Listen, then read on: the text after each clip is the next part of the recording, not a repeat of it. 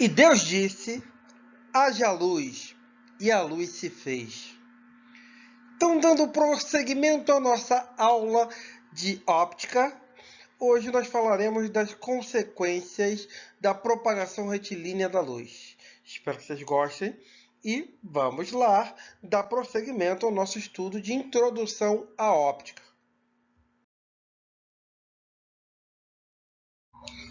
Como a luz não consegue contornar obstáculo, ela forma duas regiões denominadas de sombra e penumbra.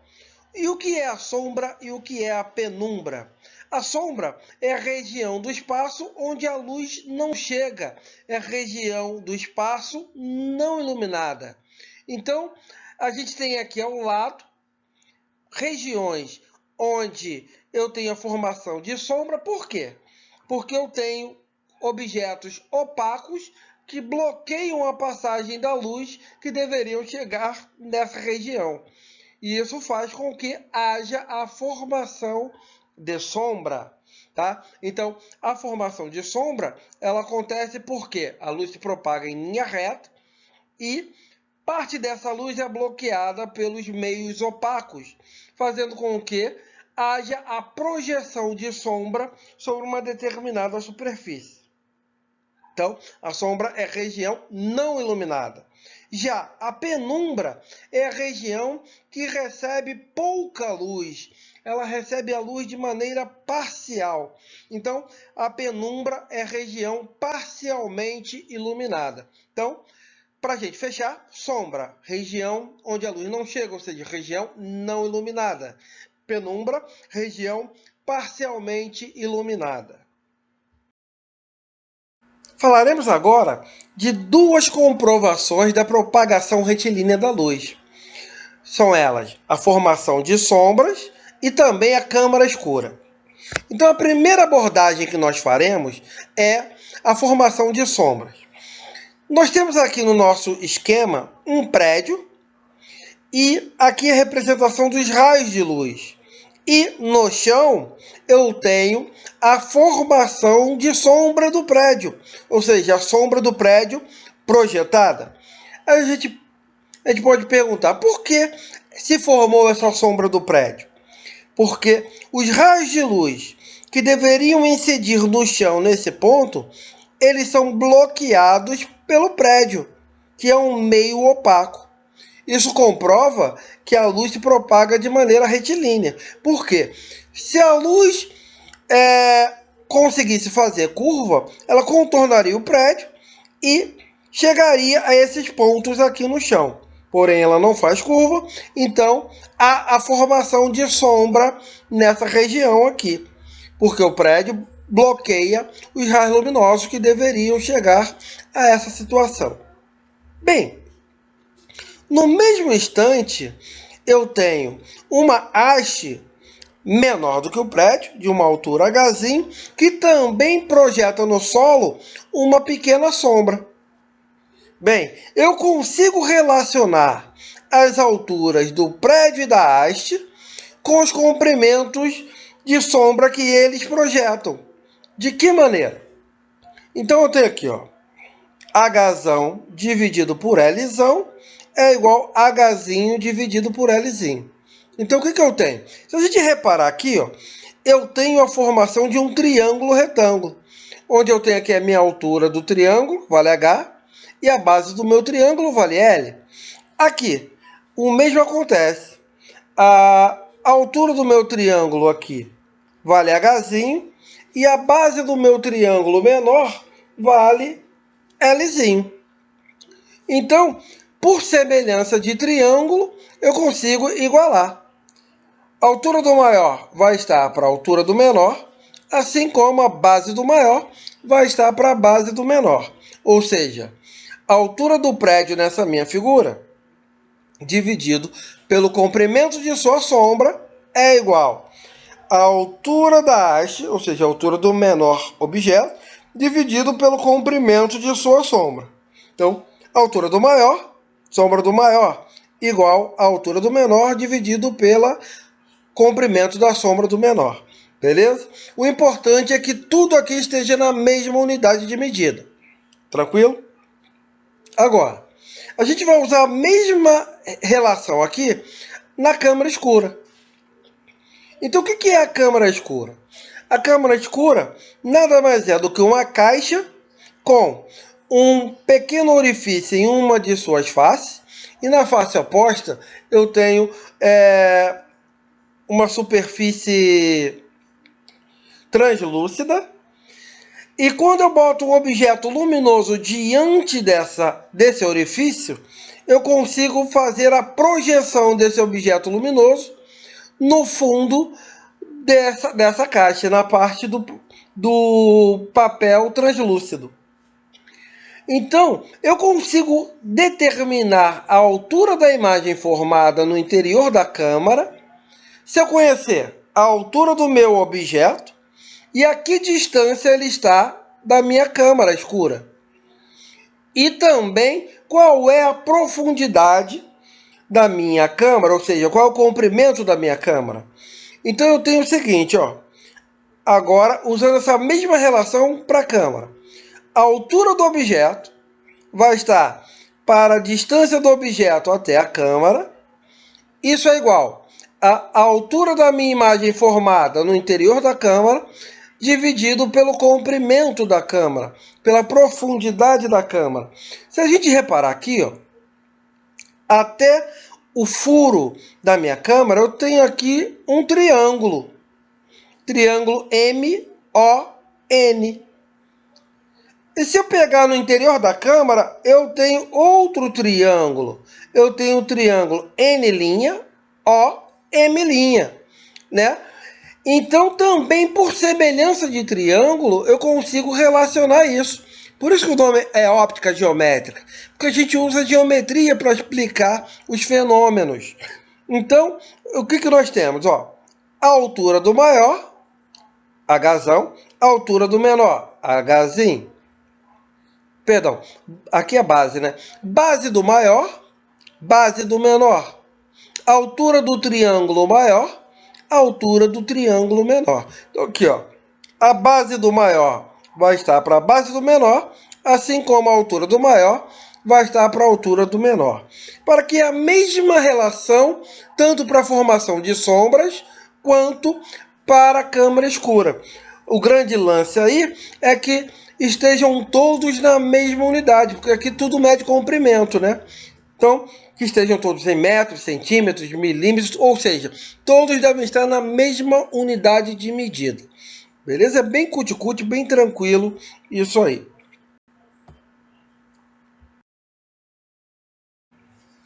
Falaremos agora sobre as fases da Lua. O nome da fase da Lua, ela vai depender de qual face a Lua mostra para a Terra. Então, aqui na nossa ilustração, eu tenho a luz do Sol proveniente da esquerda para a direita, e aqui eu tenho a Terra recebendo nessa região a luz do Sol, ou seja, se ela está iluminada, nós temos que nessa face aqui é dia. E a face oposta, que está sobre a sombra da própria Terra, é noite. E nós temos aqui a Lua, que nessa figura, ela volta para a Terra a face não iluminada. E quando a face da Lua não iluminada está voltada para a Terra, nós dizemos que a fase da Lua é Lua nova. E aí, o que acontece? Com o passar dos dias e o movimento da Lua em torno do Sol, ela começa a se iluminar. Então, o que nós temos aqui é que parte da Lua está iluminada e outra parte não. Então, se a gente dividir aqui, ó, então o que eu tenho aqui é que um quarto da Lua está iluminado, voltado para a Terra, né? Que essa metade para baixo é o que a gente vê da Lua. Então, um quarto da Lua está iluminado e um quarto da Lua está não iluminado. Então, nós dizemos aqui que esta fase da Lua é o quarto crescente, porque eu tenho um quarto iluminado e um quarto não iluminado. E com o passar dos dias, a parte iluminada da Lua começa a aumentar, até que ela se mostra completamente iluminada para a Terra. Repara que agora a face da Lua está voltada para a face da Terra, que é noite. Então, quando a Lua está completamente iluminada, nós dizemos que a face da Lua representa a fase da Lua cheia. A face toda iluminada é a fase da Lua cheia. E aí, passam seus dias, a Lua se movimenta em torno do Sol, e aí começa a aumentar a parte de sombra sobre a Lua. Até que, mais uma vez, eu tenho um quarto iluminado e um quarto não iluminado, né? Se a gente dividir a Lua aqui ao meio, então aqui, um quarto da Lua iluminado, um quarto não iluminado. Então, quando isso acontece, eu estou na fase da Lua de quarto minguante. E aí, o ciclo vai se fechando. A Lua vai ficando completamente encoberta, até que ela fica totalmente encoberta, ou seja, a sombra da Lua encobre toda a sua superfície. E aí, nós voltamos para a fase de Lua nova. Então, nós temos que a mudança de uma fase para outra dura aproximadamente 7 dias. E o ciclo completo é de aproximadamente 28 dias. Tranquilo? Show?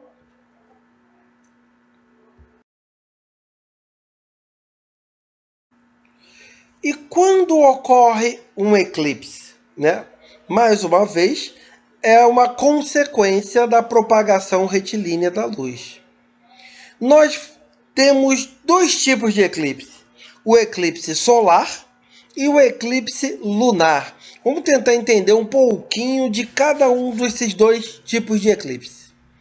O eclipse solar é aquele que ocorre quando há o seguinte alinhamento: Sol, Lua e Terra, onde o Sol é a fonte de luz, a Lua é o obstáculo e a Terra é o anteparo, é onde a sombra do meu obstáculo é projetada.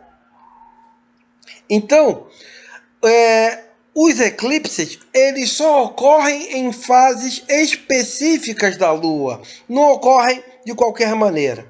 O eclipse solar, ele só ocorre quando a fase da Lua é nova, ou seja, ocorre no período do dia, porque a Lua nova, ela está no céu no período do dia. Então, aqui na minha representação, eu tenho exatamente o alinhamento Sol, Lua, Terra. E eu tenho aqui a projeção de sombra nessa região mais escura. Aqui eu tenho uma região um pouco mais clara e uma outra região. Então, durante um eclipse solar, eu vou ter sobre a Terra 3 regiões: uma mais escura, uma menos escura e uma clara. E o que isso significa? Na região escura, quem está nessa região aqui, ela vai perceber a Lua encobrindo completamente o Sol.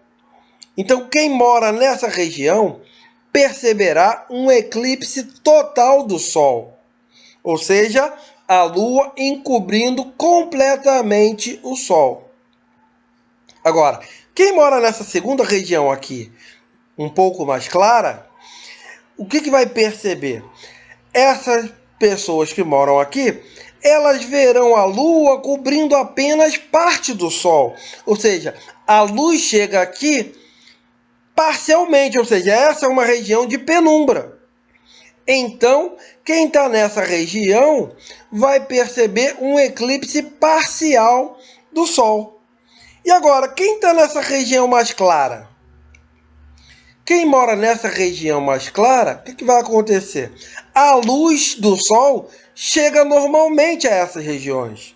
Então, quem mora nessas regiões não perceberá o eclipse. Eles não perceberão o eclipse, beleza? Então, aqui, ó, eu tenho a região de sombra.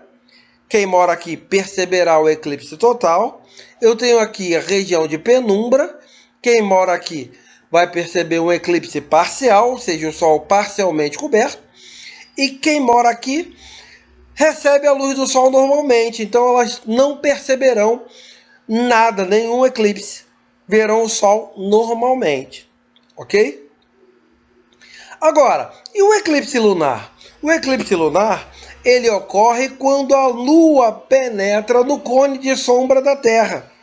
Então, para que eu tenha o eclipse lunar, eu tenho que ter o alinhamento Sol, Terra e Lua, onde o Sol é a fonte luminosa, a Terra agora é o obstáculo que vai obstruir a luz do Sol e a Lua vai ser o anteparo, onde a sombra será projetada. O eclipse lunar, como eu disse, ocorre numa fase específica, ocorre na fase de lua cheia. Então, para que ocorra o eclipse lunar, a fase da lua deve ser cheia. Então, aqui na minha representação, eu tenho o Sol, Terra e Lua. Esse é o meu alinhamento. Então, aqui nessa configuração aqui, eu tenho umbra. O que é umbra? Sombra. Então, a Lua, ela penetrou no cone de sombra da Terra. Então, o que ocorre aqui nessa situação, onde a Lua está completamente imersa na sombra da Terra, é um eclipse total da Lua. Então, à medida em que ela se desloca, ela vai sendo encoberta, ela vai passando de parcial a total, e depois de total a parcial, até que a Lua seja vista completamente. Ok? Então, para fecharmos, eclipse solar. Qual é o alinhamento? Sol, Lua e Terra, nesta ordem. Qual é a fase da Lua? Lua nova. Eclipse lunar. Qual é o alinhamento? Sol, Terra e Lua. Qual é a fase da Lua? Lua cheia. Ok? Então, let's go!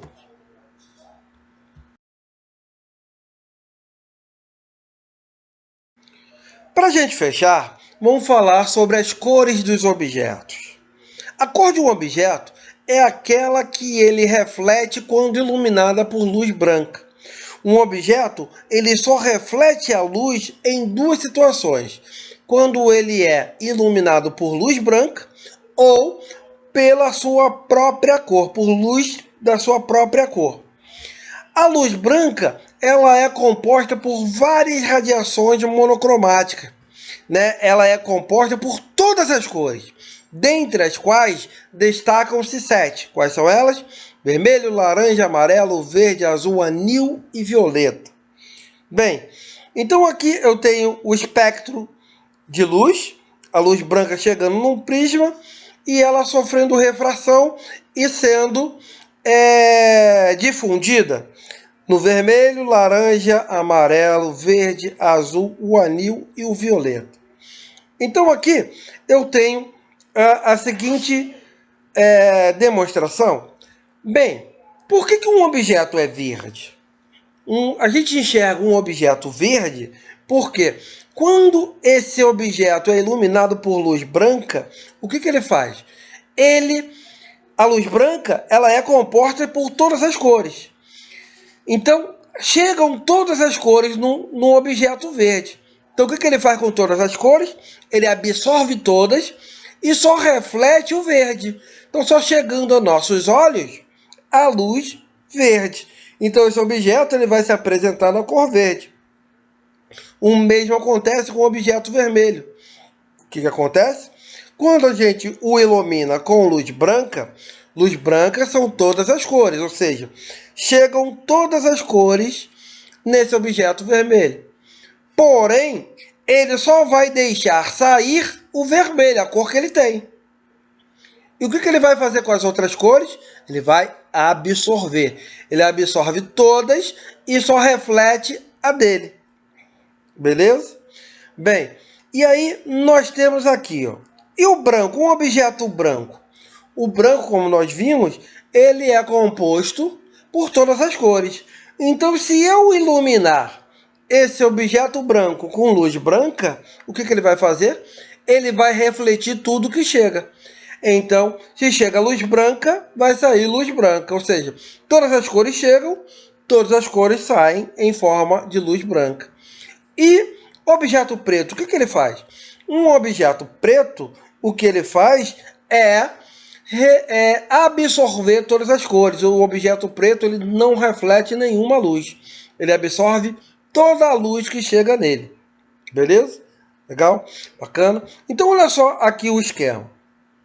Eu tenho um objeto vermelho que é iluminado agora por uma luz monocromática. Não é mais de luz branca. Ou seja, apenas uma cor. Então, chega vermelho nele. Ele tem vermelho. O que ele faz? Ele reflete vermelho. Então, um observador vai receber nos seus olhos luz vermelha. Então, ele verá esse objeto na cor vermelha. Aqui eu tenho um objeto verde, iluminado por luz branca. O que acontece? O que aconteceu aqui, né? A luz branca são todas as cores. Ele vai absorver todas as cores e vai refletir apenas o verde. Agora, eu tenho agora um objeto vermelho e vou iluminar ele por luz monocromática verde. O que vai acontecer? Essa luz verde vai ser absorvida. A gente só enxerga os objetos porque eles refletem a luz e essa luz chega aos nossos olhos. O que acontece é que eu só tenho uma fonte de luz, que é a luz verde, que chega nesse objeto e ela é absorvida. Nada é refletido. Então, qual vai ser a cor apresentada dentro desse ambiente para esse observador? Se nenhuma cor chega aos olhos do meu observador, ele vai ver esse objeto aqui na cor preta. Beleza? Tranquilo? Bem, aqui ó, eu tenho um objeto azul sendo iluminado por luz branca. O que acontece? O objeto azul ele vai absorver todas as cores e só refletir o que ela tem, que é o azul. Agora imagina que ao invés de luz branca, eu troco essa luz por luz vermelha.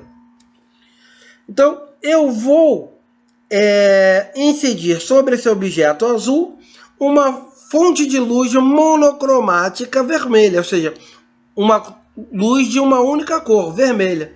O que vai acontecer? Esse objeto azul, ele vai absorver a luz vermelha. Vai refletir alguma coisa? Não. E a gente só enxerga os objetos porque eles refletem a luz. Mas neste caso, né, a minha luz vermelha foi absorvida e ele não refletiu nada.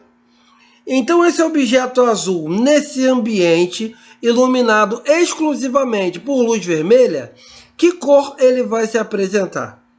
Então, se ele não reflete luz, nesse ambiente ele vai se apresentar na cor preta. Então, nós temos que pensar o seguinte: um objeto ele só reflete a cor que ele tem em duas situações. Quando ele é iluminado pela própria cor, pela luz da própria cor do objeto, aí ele reflete, ou quando ele é iluminado por luz branca. Luz branca contém todas as cores, inclusive a dele, então ele absorve todas e só reflete a que ele tem. E aí a gente vê a cor do objeto na cor real dele. Agora, quando o meu objeto ele é iluminado por uma luz monocromática de cor diferente da dele, ele vai absorver essa luz e nesse ambiente ele vai se apresentar na cor preta, beleza? E aqui para fechar, e o meu objeto branco, quando iluminado por uma luz vermelha? O branco contém todas as cores, então qualquer cor que chegar nele, ele vai refletir. Então se chega uma luz, o ambiente está iluminado por luz vermelha, o que vai acontecer? A luz vermelha vai bater nele, o branco tem todas as cores, então ele reflete o vermelho. Então, nesse ambiente, ele vai se apresentar na cor vermelha. Se eu troco essa luz vermelha por uma luz azul, o que vai acontecer? O branco tem azul. Então, nesse ambiente, chega azul, ele tem azul, ele reflete azul. Então, nesse ambiente, ele vai se apresentar na cor azul.